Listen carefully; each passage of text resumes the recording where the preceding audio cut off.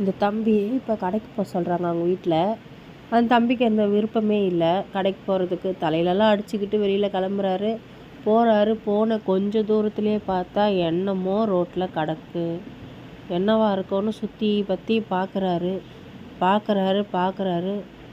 லபக்குன்னு எடுக்கிறாரு.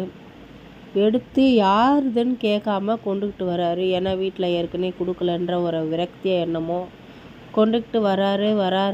எடுத்துக்கிட்டு ஐயோ உள்ள பத்திரமா ஓடி போயிட்டு வீட்டில் இருக்கிறவங்கக்கிட்ட கொடுக்குறாரு.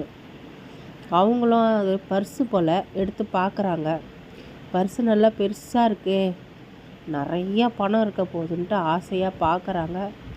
ஜிப்பு ஓப்பன் பண்ணுறாங்க. பார்த்தா உள்ளே ஒரு பர்ஸு. சரி இதில் இல்லை, உள்ளே இருக்கிற பர்ஸ்லையாவது இருக்கான்னு பார்க்குறாங்க. அதுக்குள்ளே ஒரு பர்ஸு. உள்ளே நிறைய பர்ஸ் இருக்குங்க. ஒரு பெரிய பர்ஸுக்குள்ளே 1 2 3ன்னு ஓப்பன் பண்ணி காட்டுறாங்க பர்ஸை. அதுக்குள்ளே 4வதாக ஒரு பர்ஸ் இருக்குது. இன்னும் 2 பர்ஸு கூட உள்ளே இருக்குது.